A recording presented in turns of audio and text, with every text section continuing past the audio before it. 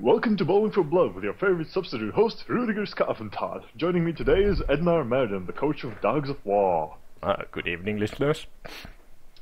Let's get down to brass knuckles. Tell me, Dogs of War, why did you choose to coach these orcs? Well, as some of you listeners may already know, I have been coaching different kinds of Blood Bowl teams for years and years now, and although I am of the human race, the orcs have accepted me as one of their own because of my bloodthirsty nature. So it was a natural choice that when this new league opened, I should choose the orc team. So I see there's a sense of kinship there between you and the team. Very much so. The orcs know me and they love my style usually.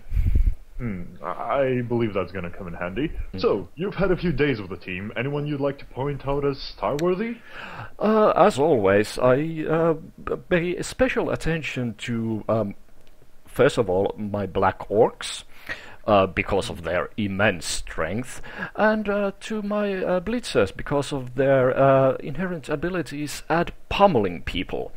Although I can't choose any favorites from those ones, I have one favorite, my thrower. He's going to make or break every single drive my team makes for the end zone. I see. Well, we'll keep an eye on him. And I believe the fans will too. Now, on to your opposition. Which team do you consider to be the biggest threat to you in the league? Although not a single one of the teams frightens me as such, I am slightly concerned about facing some of the faster teams, especially Skavens. The gutter runners are so frigging irritating. My Black Orcs could pummel them into a mush and probably eat them for lunch if they could just catch the buggers. They usually get away from us. Yes, they've been known to be very annoying.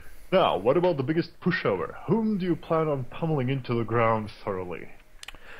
Well, needless to say, any and all Elvish teams are the favorite opponents of the Orcs, and I can assure you that I don't need to, shall we say, encourage my boys at all when facing either the Wood Elves or the Dark Elves. They will make short work of those teams.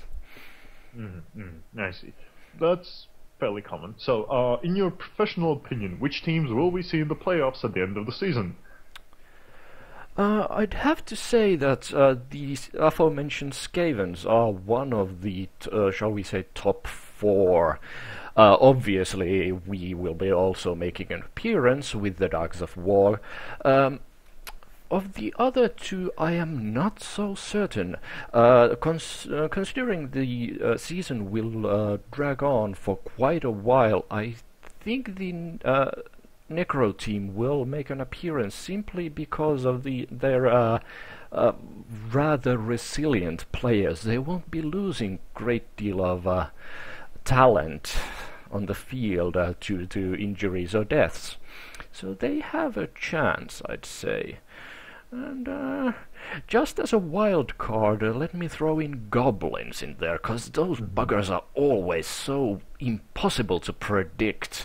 Anything can happen in a match against goblins. Oh, indeed. Usually, bombs are an element, also pummeled goblins, but also chainsaw to the face tends to hurt quite a bit, even if you are a black orc.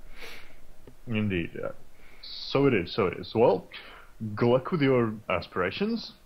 Now, are there any areas of play that you feel your team needs more practice in? It is the cardinal sin of all orc teams to downplay the importance of handling the ball in games such as these. They are generally quite apt at making sure the other team doesn't score, but scoring themselves, it can be a chore. So I will probably be concentrating mostly on giving my boys a bit of a bit more experience in ball handling skills, passing, and also dodging away when carrying the ball near the end zone. Yes, yes. Do you dare to reveal how you are going to motivate them to do that?